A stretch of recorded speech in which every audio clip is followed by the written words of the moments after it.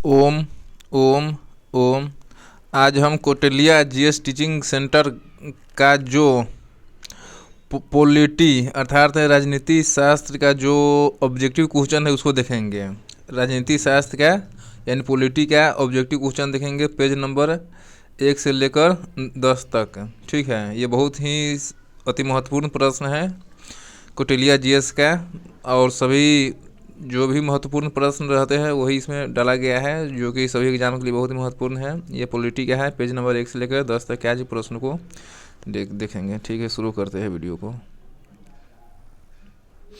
आज हम देखेंगे राष्ट्र व्यवस्था, चैप्टर का नाम है भारत का संवैधानिक इतिहास। भारत का क्या है, संवैधानिक इतिहास के बारे में देखेंगे, ऑब्जेक्टिव क्वेश्चन देखेंगे। भारतीय संविधान सभा वर्ष 1946 में स्थापित हुआ था। भारतीय संविधान सभा वर्ष 1946 में स्थापित हुआ था। संविधान सभा ने भारतीय राष्ट्रीय ध्वज को कब अपनाया था? 22 जुलाई 1947 को। संविधान सभा ने भारतीय राष्ट्रीय ध्वज को कब अपनाया था? 22 जुलाई 1947 को। भारत में ब्रिटिश शासन का अंत किस वर्ष में हुआ था? 1947 ईस्वी में। भारत में ब्रिटिश शासन का अंत किस वर्ष में हुआ था? 1947 में। भारतीय संविधान 26 जनवरी 1950 को अस्तित्व में आया था। भारतीय संविधान 26 जनवरी 1950 को अस्तित्व में आया था। विधानसभा द्वारा राष्ट्रगान को 24 जनवरी 1950 ईस्वी को अपनाया गया था। विधानसभा द्वारा राष्ट्रगान को 24 जनवरी 1950 को अपनाया गया था। भारत के संविधान का गठन संविधान सभा द्वारा किया गया था। भारत के संविधान का गठन संविधान सभा द्वारा किया गया था। भारत का संविधान दिवस 26 नवंबर को आता है। भारत का संविधान दिवस 26 नवंबर को आता है। यह घोषणा किसने की थी कि लोकतंत्र ऐसी सरकार होती है जो जनता की, जनता द्वारा और जनता के लिए हो? अब्राहम लिंकन ने। यह घोषणा किसने की थी कि लोकतंत्र ऐसी सरकार होती है जो जनता की, जनता द्वारा और जनता के लिए हो? अब्राहम लिंकन ने। ब्रिटिश संसद का सदस्य बनने वाला पहला भारतीय कौन था? दादा भाई नौरोजी। ब्रिटिश संसद का सदस्य बनने वाला पहला भारतीय कौन था? दादा भाई नौरोजी। संविधान का प्रारूपण पूरा हुआ था 26 नवंबर 1949 को। संविधान का प्रारूपण पूरा हुआ था 26 नवंबर 1949 को। संविधान सभा का अध्यक्ष कौन था? डॉक्टर राजेंद्र प्रसाद। संविधान सभा का अध्यक्ष कौन था? डॉक्टर राजेंद्र प्रसाद है। भारत सरकार अधिनियम 1935 को दस्ता का नया घोषणा पत्र किसने कहा था? पंडित जवाहरलाल नेहरू। भारत सरकार अधिनियम 1935 को दस्ता का नया घोषणा पत्र किसने कहा था? पंडित जवाहरलाल नेहरू। भारत सरकार अधिनियम 1935 को दस्ता का नया घोषणा पत्र किसने कहा था? जवाहरलाल नेहरू ने। गवर्नमेंट ऑफ इंडिया एक्ट 1935 किस पर आधारित था? Simon commission. Government of India act 1935 किस पर आधारित था? साइमन कमीशन पर। रॉलेट एक्ट 1919 किसके काल में लागू किया गया था? लॉर्ड चेम्सफोर्ड के काल में। रॉलेट एक्ट 1919 किसके काल में लागू किया गया था? लॉर्ड चेम्सफोर्ड के काल में। भारत की संविधान सभा किसके कहने पर बनाई गई थी? कैबिनेट मिशन के कहने पर। भारत की संविधान सभा किसके कहने पर बनाई गई थी? कैबिनेट मिशन के कहने पर। पिट्स इंडिया एक्ट 1784 किया था, नियामक अधिनियम। पिट्स इंडिया एक्ट 1784 किया था, नियामक अधिनियम। कलकत्ता में उच्चतम न्यायालय की स्थापना किस वर्ष हुई थी? 1774 ईस्वी में। कलकत्ता में उच्चतम न्यायालय की स्थापना किस वर्ष हुई थी? 1774 ईस्वी में। भारतीय संविधान कब अंगीकार किया गया था? 26 नवंबर 1949 को। भारतीय संविधान कब अंगीकार किया गया था? 26 नवंबर 1949 को। सूची 1 तथा सूची 2 का सुमेल कीजिए तथा नीचे दिए पूरे का सही उत्तर चुनिए। अगस्त घोषणा लॉर्ड मॉन्टेग्यू के काल में आया। अगस्त घोषणा लॉर्ड मॉन्टेग्यू के समय में हुआ। अगस्त प्रस्ताव लिन लिथुगो के समय में आया। अगस्त प्रस्ताव लिन लिथुगो के समय में आया। अगस्त संकल्प महात्मा गांधी ने दिया। अगस्त संकल्प महात्मा गांधी ने किया। प्रत्यक्ष कार्यवाही मोहम्मद अली जिन्ना ने कराया। प्रत्यक्ष कार्यवाही मोहम्मद अली जिन्ना ने कराया।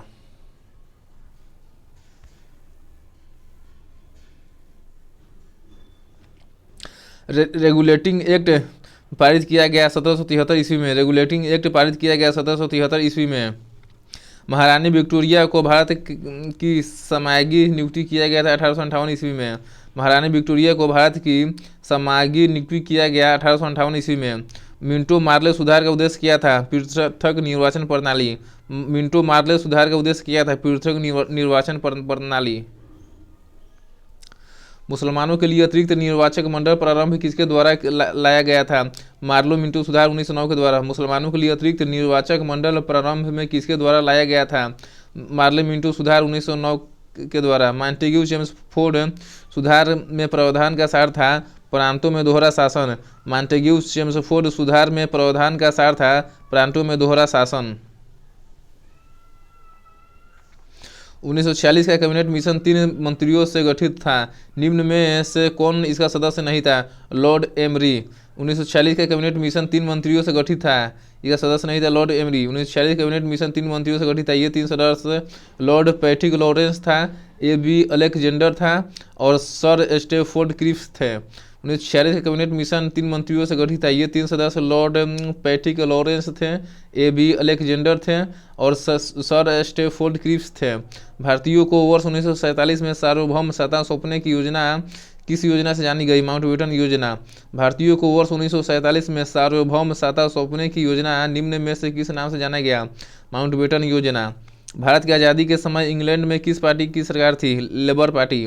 भारत की आज़ादी के समय इंग्लैंड में किस पार्टी की सरकार थी? Labour party. केंद्र में द्वैध शासन किस अधिनियम के अंतर्गत स्थापित किया गया? भारत सरकार अधिनियम 1935 है। केंद्र में द्वैध शासन किस अधिनियम के अंतर्गत स्थापित किया गया? भारत सरकार अधिनियम 1935 है। किस अधिनियम की प्रमुख विशेषता प्रांतीय स्वायत्तता थी? भारत सरकार अधिनियम 1935 है। किस अधिनियम की प्रमुख विशेषता प्रांतीय स्वायत्तता थी? भारत सरकार अधिनियम 1935 है।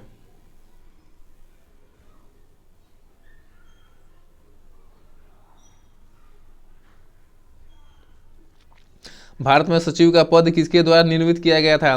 भारत सरकार अधिनियम 1858 के द्वारा। भारत में सचिव का पद किसके द्वारा निर्मित किया गया था? भारत सरकार अधिनियम 1858। 1924 ईस्वी में किसके द्वारा ब्रिटिश सरकार से यह मांग की गई कि भारतीय संविधान के निर्माण के लिए संविधान सभा का गठन किया जाए? मोतीलाल नेहरू के द्वारा। 1924 ईस्वी में किसके द्वारा ब्रिटिश सरकार से यह मांग की गई कि भारतीय संविधान के निर्माण के लिए संविधान सभा का गठन किया जाए? मोतीलाल नेहरू। संविधान सभा को किसने मूर्त रूप प्रदान किया? जवाहरलाल नेहरू ने। संविधान सभा को किसने मूर्त रूप प्रदान किया? जवाहरलाल नेहरू ने। कांग्रेस ने किस वर्ष किसी प्रकार के बाह्य हस्तक्षेप के बिना भारतीय जनता द्वारा संविधान के निर्माण की मांग को लेकर प्रस्ताव पारित किया था? 1936 ईस्वी में। कांग्रेस ने किस वर्ष किसी प्रकार के बाह्य हस्तक्षेप के बिना भारतीय जनता द्वारा संविधान के निर्माण की मांग को लेकर प्रस्ताव पारित किया था? 1936 ईस्वी में। 1938 में किस व्यक्ति ने वयस्क मताधिकार के आधार पर संविधान सभा के गठन की मांग की? जवाहरलाल नेहरू ने। 1938 में किस व्यक्ति ने वयस्क मताधिकार के आधार पर संविधान सभा के गठन की मांग की? जवाहरलाल नेहरू ने। भारत की संविधान सभा गठित करने का आधार क्या था? कैबिनेट मिशन प्लान 1946 है। भारत की संविधान सभा गठित करने का आधार क्या था? कैबिनेट मिशन प्लान 1946 है। सन 1936 में भारतीय राष्ट्रीय कांग्रेस द्वारा संविधान सभा का गठन की मांग कहाँ पर हुए अधिवेशन में रखी गई? फैजपुर में। सन 1936 में भारतीय राष्ट्रीय कांग्रेस द्वारा संविधान सभा का गठन की मांग कहाँ पर हुए अधिवेशन में रखी गई? फैजपुर में। कैबिनेट मिशन योजना के अनुसार संविधान सभा में कुल कितने सदस्य होने थे? 389। कैबिनेट मिशन योजना के अनुसार संविधान सभा में कुल कितने सदस्य होने थे? 389।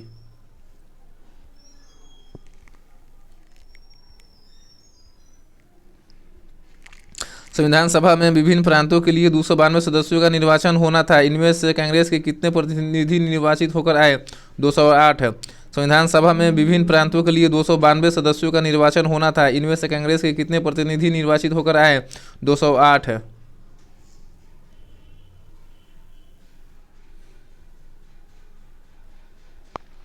कैबिनेट मिशन योजना के अंतर्गत संविधान निर्मात्री परिषद में प्रत्येक प्रांत की आवंटित सदस्य संख्या निर्धारित करने के लिए एक प्रतिनिधि कितनी जनसंख्या के अनुपात में था? 10 लाख व्यक्ति। कैबिनेट मिशन योजना के अंतर्गत संविधान निर्मात्री परिषद में प्रत्येक प्रांत की आवंटित सदस्य संख्या निर्धारित करने के लिए एक प्रतिनिधि कितनी जनसंख्या के अनुपात में था? 10 लाख व्यक्ति। संविधान सभा में किस प्रांत का प्रतिनिधित्व सबसे अधिक था? संयुक्त प्रांत के। संविधान सभा में किस प्रांत का प्रतिनिधित्व सबसे अधिक था? संयुक्त प्रांत के। संविधान सभा में किस देशी रियासत के प्रतिनिधि ने भाग नहीं लिया था? हैदराबाद है। संविधान सभा में किस देशी रियासत के प्रतिनिधि ने भाग नहीं लिया था? हैदराबाद है। संविधान सभा के सदस्य प्रतिनिधि थे जनता द्वारा अप्रत्यक्ष निर्वाचित। संविधान सभा के सदस्य प्रतिनिधि थे जनता द्वारा अप्रत्यक्ष निर्वाचित। भारतीय संविधान को किसने बनाया? संविधान सभा ने। भारतीय संविधान को किसने बनाया? संविधान सभा ने। संविधान सभा के लिए चुनाव कब संपन्न हुए? 1946 में।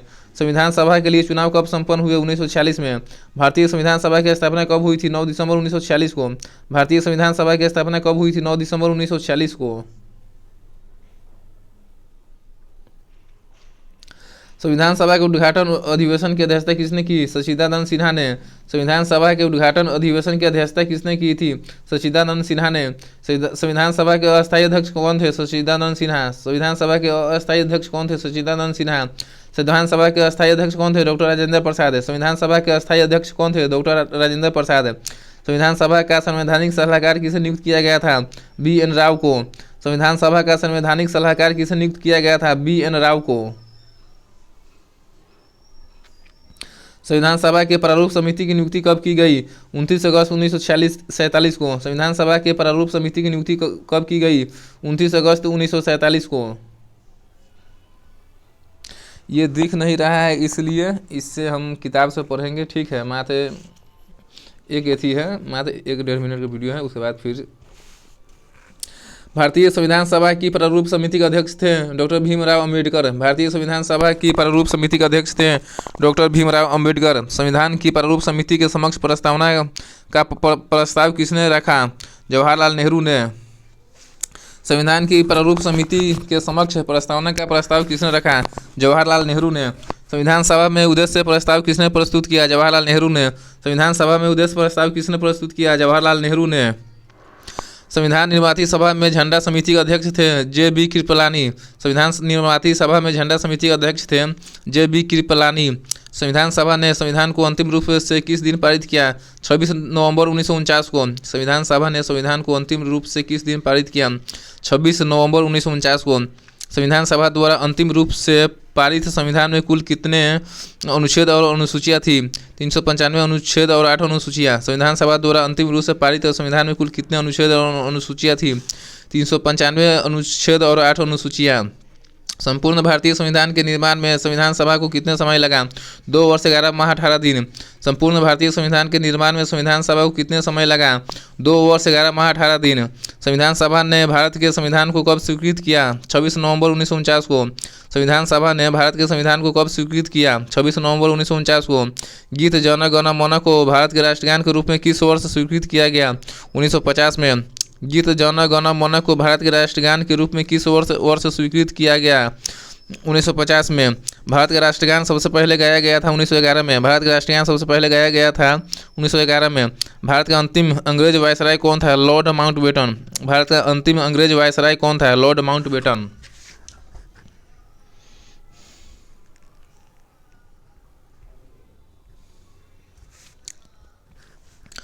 संविधान सभा के सदस्यों ने भारत के संविधान का प्रारूप तैयार किया वे थे विभिन्न प्रदेशों के विधानसभाओं से चयनित। संविधान सभा के सदस्यों ने भारत के संविधान का प्रारूप तैयार किया वे थे विभिन्न प्रदेशों की विधानसभाओं से चयनित। संविधान प्रारूप समिति में अध्यक्ष को मिलाकर 7 सदस्य शामिल थे। संविधान प्रारूप समिति में अध्यक्ष को मिलाकर 7 सदस्य शामिल थे। संविधान सभा की प्रथम बैठक की अध्यक्षता निम्न में से किसने की थी? डॉक्टर सच्चिदानंद सिन्हा ने। संविधान सभा की प्रथम बैठक की अध्यक्षता निम्न में से किसने की थी? डॉक्टर सच्चिदानंद सिन्हा ने। संविधान सभा द्वारा भारत के संविधान को तैयार करने के लिए कितनी समितियों का गठन किया गया था? 23। संविधान सभा द्वारा भारत के संविधान को तैयार करने के लिए कितनी समितियों का गठन किया गया था? 23। जुलाई 1946 में बनी संविधान सभा कॉन्स्टिट्यूएंट असेंबली के सदस्यों में से निम्न में से कौन नहीं था? महात्मा गांधी। जुलाई 1946 में बनी संविधान सभा कॉन्स्टिट्यूएंट असेंबली के सदस्यों में से निम्न में से कौन नहीं था? महात्मा गांधी। वल्लभ भाई पटेल, JB कृपलानी और KM मुंशी थे, ये सभी थे। भारत के संविधान को बनाने के लिए गठित संविधान सभा के अध्यक्ष कौन थे? डॉक्टर राजेंद्र प्रसाद। भारत के संविधान को बनाने के लिए गठित संविधान सभा के अध्यक्ष कौन थे? डॉक्टर राजेंद्र प्रसाद। बिहार राष्ट्रभाषा परिषद पटना का गठन कब हुआ? 1950 में। बिहार राष्ट्रभाषा परिषद पटना का गठन कब हुआ? 1950 ईस्वी में। संविधान सभा के संबंध में निम्न में से कौन सा कथन सही है? वह वयस्क मताधिकार पर आधारित नहीं था, ये सही है। वह कई समितियों के माध्यम से काम करता था, ये भी सही है।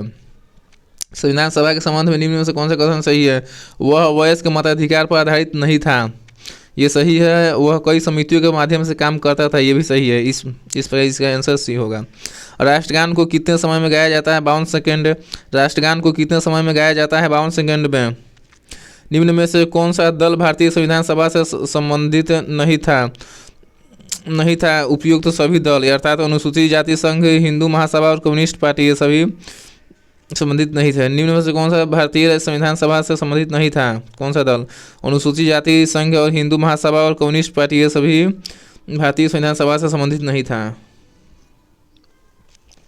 अब देखेंगे फिर थोड़ा गड़बड़ हो गया है, इतना ही एक बार यही है, उसके बाद फिर नहीं होगा, ठीक है। स्वतंत्र भारत के प्रथम कानून मंत्री कौन थे? Doctor BR Ambedkar. स्वतंत्र भारत के प्रथम कानून मंत्री कौन थे? Doctor BR Ambedkar.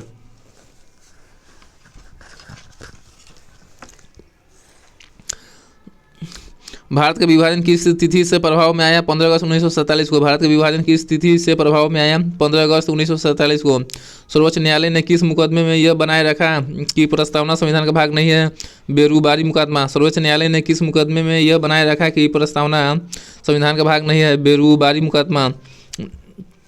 स्वतंत्रता प्राप्ति के पश्चात भारतीय राष्ट्रीय कांग्रेस का पहली बार विभाजन कब हुआ? 1969 ईस्वी में। स्वतंत्रता प्राप्ति के पश्चात भारतीय राष्ट्रीय कांग्रेस का पहली बार विभाजन कब हुआ? 1969 में। भारतीय शासन व्यवस्था में एक प्रतिनिधि एवं लोकप्रिय घटक को समाविष्ट करने का प्रथम प्रयास किसके द्वारा किया गया? भारतीय परिषद एक्ट 1861 में। भारतीय शासन व्यवस्था में एक प्रतिनिधि एवं लोकप्रिय घटक को समाविष्ट करने का प्रथम प्रयास किसके द्वारा किया गया? भारतीय परिषद एक्ट 1861 के द्वारा। निम्न में से कौन सा भारत में समस्त ब्रिटिश संवैधानिक प्रयोगों में से सबसे अल्पकालिक सिद्ध हुआ? Pitt's India act 1784। निम्न में से कौन सा भारत में समस्त ब्रिटिश संवैधानिक प्रयोगों में से सबसे अल्पकालिक सिद्ध हुआ? Pitt's India act 1784। विभिन्न धार्मिक संप्रदायों तथा अन्य दलों द्वारा प्रदर्शित की गई अलगाववादी प्रथा निम्न में से किसका विशिष्ट लक्षण था? भारतीय परिषद अधिनियम 1919 का। विभिन्न धार्मिक संप्रदायों तथा अन्य दलों द्वारा प्रदर्शित की गई अलगाववादी प्रथा निम्न में से किसका विशिष्ट लक्षण था? भारतीय परिषद अधिनियम 1919 का। देशी रियासतों के एकीकरण का श्रेय किसको जाता है? सरदार पटेल को। देशी रियासतों के एकीकरण का श्रेय किसको जाता है? सरदार पटेल को। वर्ष 1947 के बाद निम्न में से किस राज्य को भारत के संघ के साथ बलपूर्वक मिलाया गया? हैदराबाद को। वर्ष 1947 के बाद निम्न में से किस राज्य को भारत के संघ के साथ बलपूर्वक मिलाया गया? हैदराबाद को। 1938 में किसने वयस्क मताधिकार के आधार पर संविधान सभा के गठन की मांग की? JL नेहरू ने। 1938 में किसने वयस्क मताधिकार के आधार पर संविधान सभा के गठन की मांग की? JL नेहरू ने। 1938 में किसने वयस्क मताधिकार के आधार पर संविधान सभा के गठन की मांग की? JL नेहरू ने।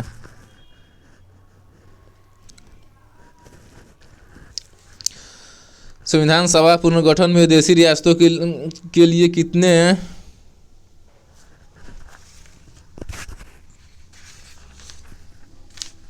प्रतिनिधि थे? 93। संविधान सभा पुनर्गठन में देशी रियासतों के लिए कितने प्रतिनिधि थे? 93। संविधान सभा पुनर्गठन में देशी रियासतों के लिए 93 प्रतिनिधि थे। भारत के लिए संविधान सभा की रचना हेतु संविधान सभा का किसने प्रस्तुत किया? स्वराज पार्टी 1924 में। भारत के लिए संविधान सभा की रचना हेतु संविधान सभा का विचार किसने प्रस्तुत किया? स्वराज पार्टी 1924 में। अब देखेंगे संविधान की प्रस्तावना एवं विशेषता। अब देखेंगे संविधान की प्रस्तावना एवं विशेषता।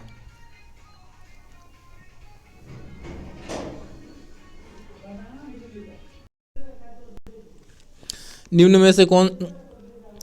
में से कौन सी संघीय सरकार की एक विशेषता है?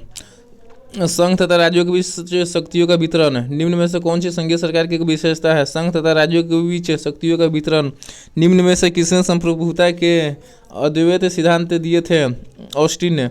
निम्न में से किसने संप्रभुता के अद्वैत सिद्धांत दिए थे? ऑस्टिन। लोकतंत्र का तात्पर्य है कि सार्वभौम सत्ता लोग के हाथ में होती है। लोकतंत्र का तात्पर्य है कि सार्वभौम सत्ता लोग के हाथ में होती है। बृहत्तर भारत निम्न में से किसका द्योतक है? सांस्कृतिक एकता का। बृहत्तर भारत निम्न में से किसका द्योतक है? सांस्कृतिक एकता का। लोकतंत्र के दो रूप कौन से हैं? प्रत्यक्ष और अप्रत्यक्ष। लोकतंत्र के दो रूप कौन से हैं? प्रत्यक्ष और अप्रत्यक्ष। इसके आधार पर किसी सरकार की संघीय या एकात्मक शासन के रूप में वर्गीकृत किया जाता है केंद्र और राज्यों के बीच संबंध को। इसके आधार पर किसी सरकार को संघीय या एकात्मक शासन के रूप में वर्गीकृत किया जाता है केंद्र और राज्यों के बीच संबंध को।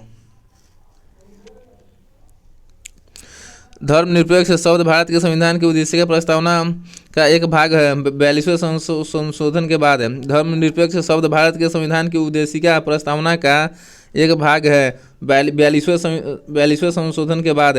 भारत एक धर्मनिरपेक्ष राज्य है। यह निम्न में से किस वाक्यांश से व्यक्त है? आस्था और पूजा की स्वतंत्रता से। भारत एक धर्मनिरपेक्ष राज्य है। यह निम्न में से किस वाक्यांश में व्यक्त है? आस्था और पूजा की स्वतंत्रता से। राज्य का एक अनिवार्य तत्व निम्न में से कौन सा है? प्रभुता, शासन, सरकार और राज्य क्षेत्र। राज्य का एक अनिवार्य तत्व निम्न में से कौन सा है? प्रभुता, शासन और राज्य क्षेत्र।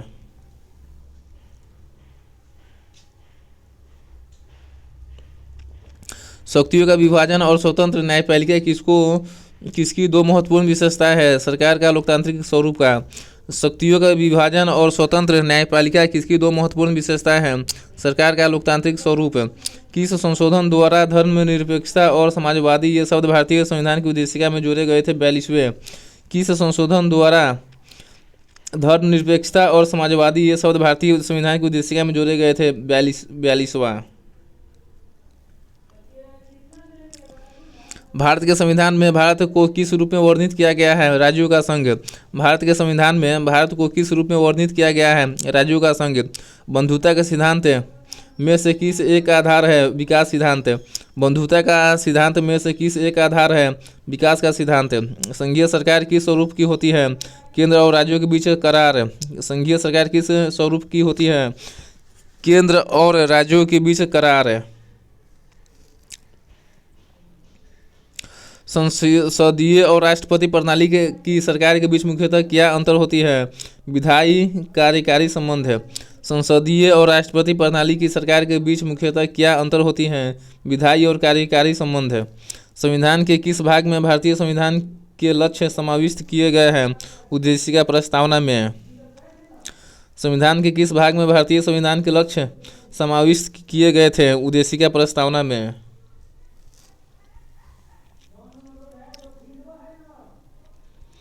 भारत का संविधान कैसा है? सबसे विस्तृत संविधान है। भारत का संविधान कैसा है? सबसे विस्तृत संविधान है। भारतीय संविधान के किस भाग को उसकी आत्मा की आख्या कही गई है? प्रस्तावना को। भारतीय संविधान के किस भाग को उसकी आत्मा की आख्या कही गई है? प्रस्तावना को।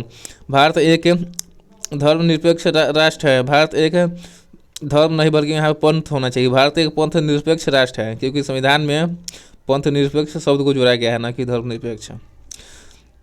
यहाँ पर भी धर्म नहीं पंथ होना चाहिए। पंथ निरपेक्ष का अर्थ है जिस देश का कोई अपना पंथ न हो। धर्मनिरपेक्ष का अर्थ है जिस देश का कोई अपना क्या हो?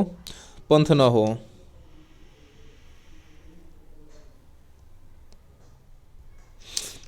भारत एक पंथ निरपेक्ष राज्य है। इसका मतलब है कि भारतीय राज्य किसी निश्चित मत का समर्थन नहीं करता है। यहाँ पर धर्म नहीं मत होना चाहिए क्योंकि संविधान में धर्मनिरपेक्ष शब्द नहीं है, वहाँ पर पंथ निरपेक्ष शब्द है जो 42वें संविधान संशोधन द्वारा 1976 में जोड़ा गया। और इसमें 3 शब्द मुख्यतः जोड़ा गया, पंथ निरपेक्ष शब्द और समाजवादी शब्द और एक समाजवादी, पंथ निरपेक्ष और संप्रभुता, ये 3 शब्द जोड़ा गया है। यहाँ पर धर्म कहना उचित नहीं है। भारत एक पंथ निरपेक्ष राज्य है। इसका मतलब है कि भारतीय राज्य किसी निश्चित पंथ का समर्थन नहीं करता है। गणतंत्र होता है राज्य जहाँ पर अध्यक्ष वंशानुगत रूप से न हो। गणतंत्र होता है राज्य जहाँ पर अध्यक्ष वंशानुगत रूप से न हो। निम्न में से वे 2 शब्द कौन से हैं जिनका समावेशन 42वें संविधान द्वारा संविधान की उद्देशिका में किया गया था? समाजवादी और पंथ निरपेक्ष। निम्न में से वे दो शब्द कौन सा है जिनका समावेशन 42वें संविधान संशोधन द्वारा संविधान की उद्देशिका में किया गया था? समाजवादी और पंथ निरपेक्ष। निम्न में से कौन सा शब्द भारत के संविधान की उद्देशिका में नहीं है? लोक कल्याण। निम्न में से कौन सा शब्द भारत के संविधान की उद्देशिका में नहीं है? लोक कल्याण। भारत के संविधान की उद्देशिका में है समाजवादी है, प्रभुत्व संपन्न है, पंथ निरपेक्ष, ये सब सभी है। भारत को एक गणराज्य मुख्य रूप से माना जाता है क्योंकि राज्याध्यक्ष का चुनाव होता है। भारत को एक गणराज्य मुख्य रूप से माना जाता है क्योंकि राज्याध्यक्ष का चुनाव होता है।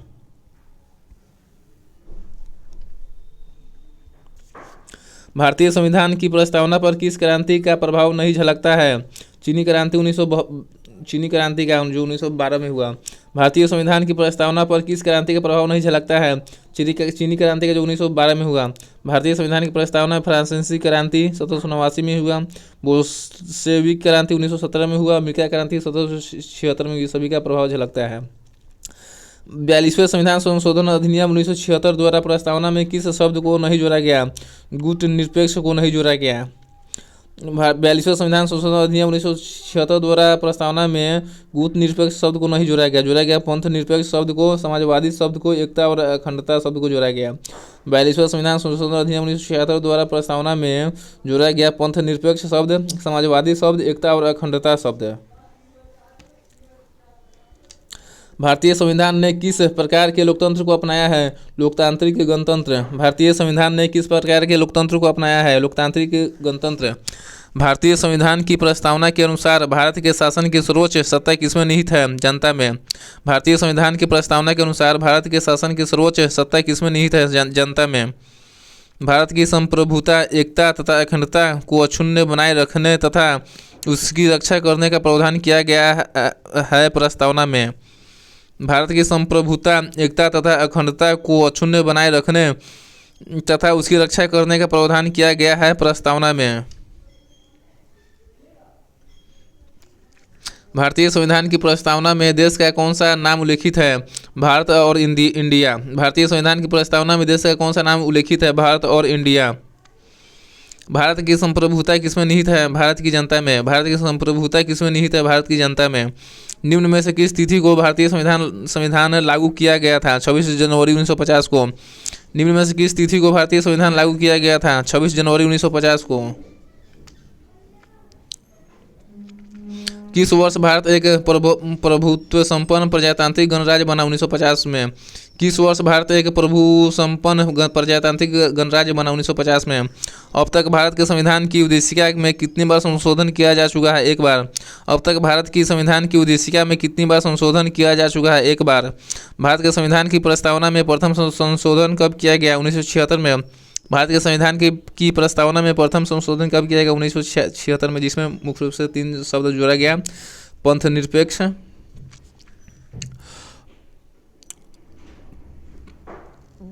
समाजवादी और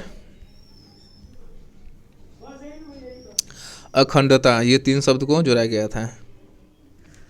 विश्व का सबसे बड़ा लिखित एवं सर्वाधिक व्यापक संविधान किस देश का है? भारत का।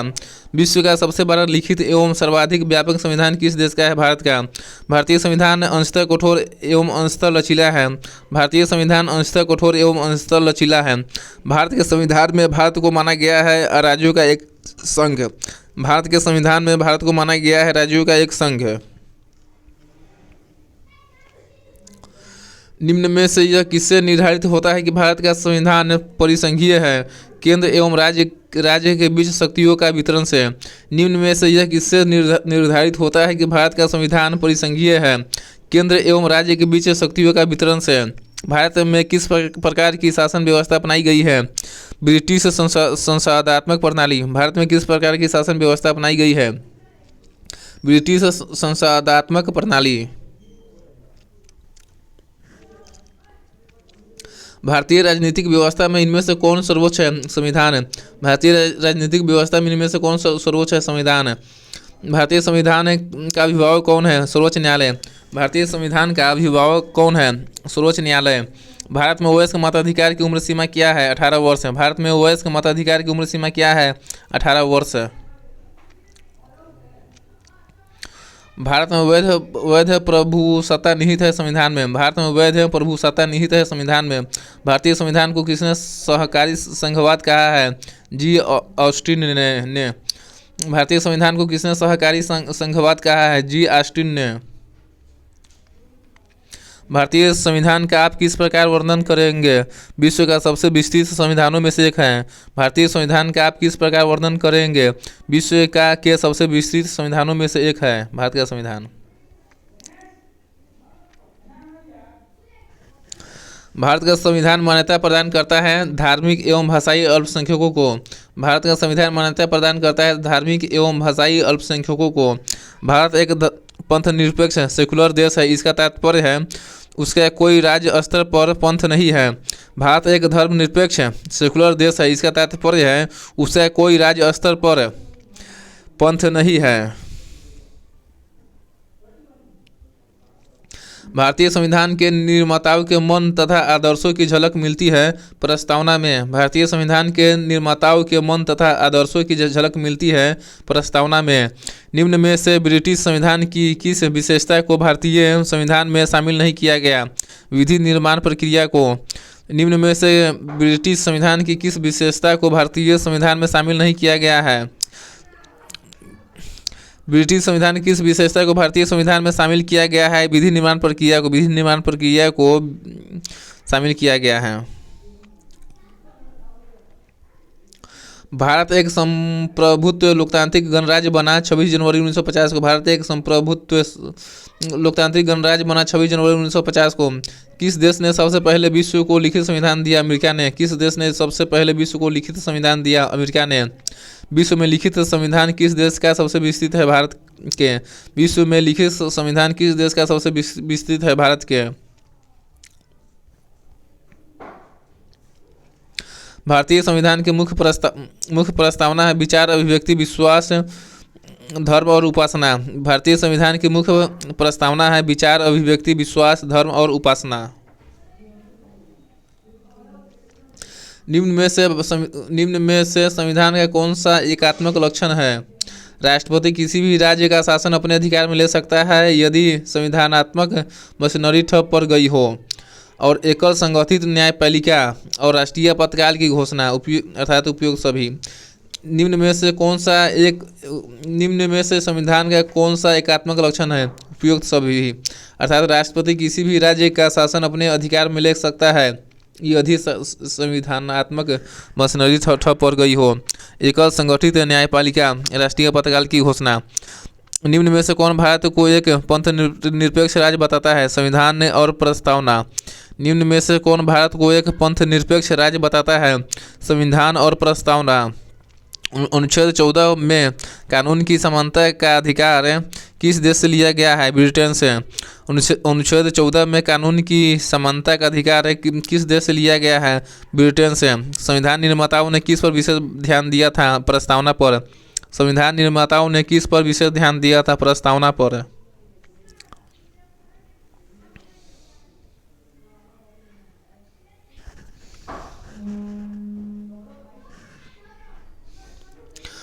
भारतीय संविधान किसके द्वारा स्वीकृत है? भारत की जनता के द्वारा। भारतीय संविधान किसके द्वारा स्वीकृत है? भारत की जनता के द्वारा। प्रस्तावना का वह प्रावधान जो वयस्क नागरिकों को मतदान का अधिकार प्रदान करता है कहलाता है प्रजातंत्र। प्रस्तावना का वह प्रावधान जो वयस्क नागरिकों को मतदान का अधिकार प्रदान करता है कहलाता है प्रजातंत्र। 26 नवंबर 1949 को अंगीकृत भारतीय संविधान की प्रस्तावना में कौन सा शब्द सम्मिलित नहीं थे? समाजवादी, अखंडता और पंथ निरपेक्ष, ये 3 शब्द नहीं थे। 26 नवंबर 1949 को अंगीकृत भारतीय संविधान की प्रस्तावना में कौन से शब्द सम्मिलित नहीं थे? समाजवादी, अखंडता और पंथ निरपेक्ष, ये तीनों शब्द नहीं थे। अब देखेंगे संविधान के स्रोत, प्रमुख भाग, अनुसूचियां एवं अनुच्छेद।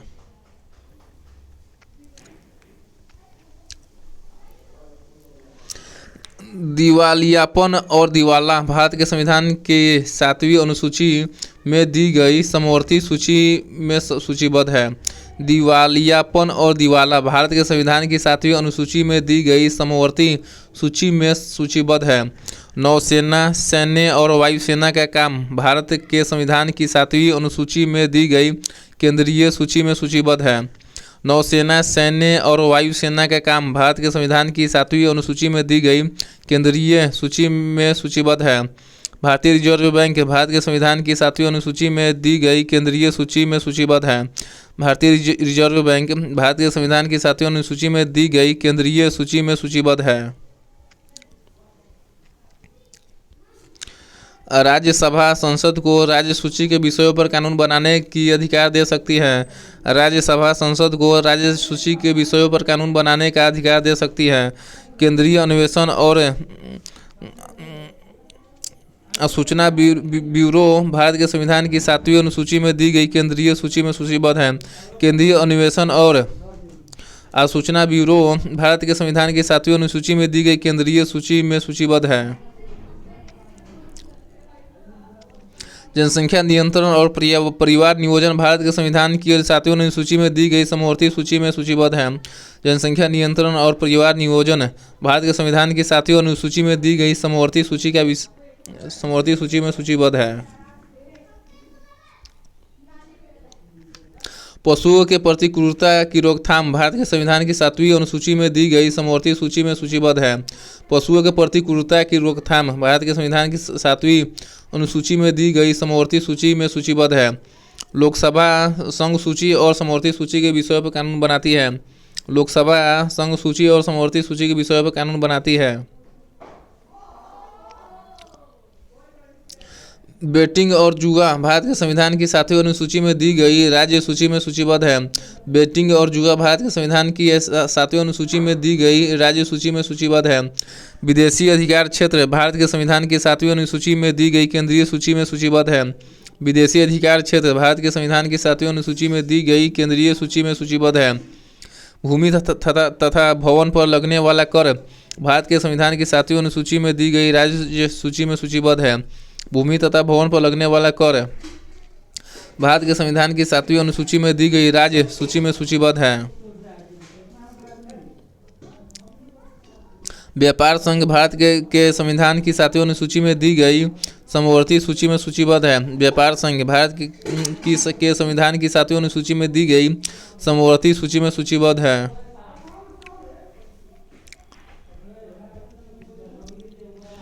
संयुक्त राष्ट्र संघ भारत के संविधान की 7वीं अनुसूची में दी गई केंद्रीय सूची में सूचीबद्ध है। संयुक्त राष्ट्र संघ भारत के संविधान की 7वीं अनुसूची में दी गई केंद्रीय सूची में सूचीबद्ध है। भारतीय संविधान में न्यायिक पुनरावलोकन का प्रावधान किस देश के संविधान से लिया गया है? संयुक्त राज्य से। भारतीय संविधान में न्यायिक पुनरावलोकन का प्रावधान किस देश के संविधान से लिया गया है? संयुक्त राज्य से। दल बदल कानून भारतीय संविधान के किस अनुसूची में दिया गया है? 10वीं अनुसूची में। दल बदल कानून भारतीय संविधान के किस अनुसूची में दी गई है? 10वीं अनुसूची में। निम्न में से किस देश के पास लिखित संविधान नहीं है? यूनाइटेड किंगडम के पास। किस देश के पास लिखित संविधान नहीं? यूनाइटेड किंगडम के पास है। ऑस्ट्रेलिया, बांग्लादेश, संयुक्त राज्य अमेरिका के पास लिखित संविधान है। भारतीय संसदीय प्रणाली में खाते पर वोट की वैधता कितने महीनों तक के लिए होती है? चुनाव के वर्ष को छोड़कर 2 महीने। भारतीय संसदीय प्रणाली में खाते पर वोट की वैधता कितने महीनों तक के लिए होती है? चुनाव के वर्ष को छोड़कर 2 महीने। भारतीय संविधान के मौलिक कर्तव्य किस देश के संविधान से लिया गया है? सोवियत संघ, यूएसएसआर से। भारतीय संविधान के मौलिक कर्तव्य किस देश के संविधान से लिए गए हैं? सोवियत संघ, यूएसएसआर से। भारत का सर्वोच्च कानून किसे माना जाता है? भारतीय संविधान को। भारत का सर्वोच्च कानून किसे माना जाता है? भारतीय संविधान को। भारतीय संविधान की किस अनुसूची में राज्यों और संघ राज्य क्षेत्रों की सूची दी गई है? पहली अनुसूची में। भारतीय संविधान की किस अनुसूची में राज्यों और संघ राज्य सूची क्षेत्रों की सूची दी गई है? पहली अनुसूची में। भारतीय संविधान में कितनी अनुसूचियां हैं? 12।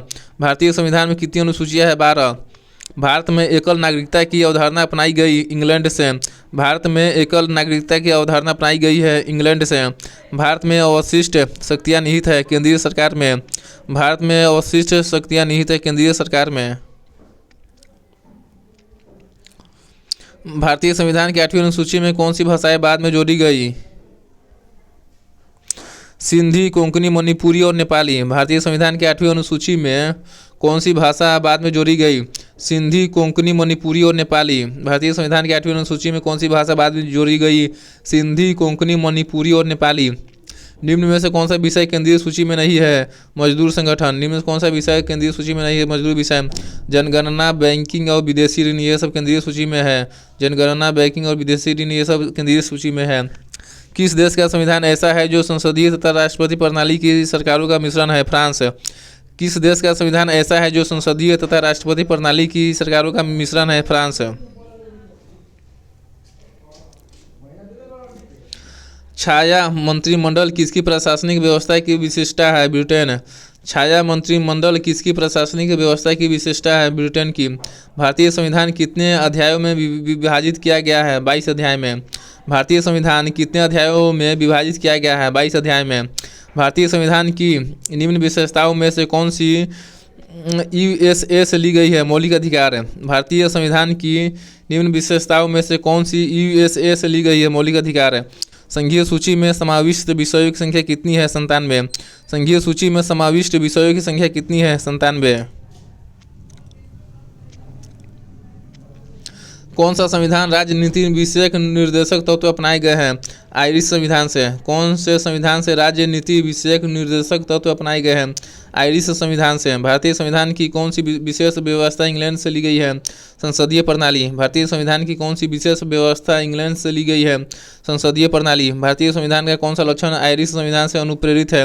नीति निर्देशक सिद्धांत है। भारतीय संविधान का कौन सा लक्षण आयरिश संविधान से अनुप्रेरित है? नीति निर्देशक सिद्धांत। भारतीय संविधान का सबसे बड़ा एकाकी स्रोत है गवर्नमेंट ऑफ इंडिया एक्ट 1935 है। भारतीय संविधान का सबसे बड़ा एकाकी स्रोत है गवर्नमेंट ऑफ इंडिया एक्ट 1935 है। भारत की संसदीय व्यवस्था किस देश की संघीय व्यवस्था से अधिक समानता रखती है? कनाडा से। भारत की संघीय व्यवस्था किस देश की संघीय व्यवस्था से अधिक समानता रखती है? कनाडा से। इस प्रकार से पॉलिटी अर्थात राजनीति शास्त्र का जो क्वेश्चन है वो पेज नंबर 1 से लेकर 10 तक खत्म हो चुका है।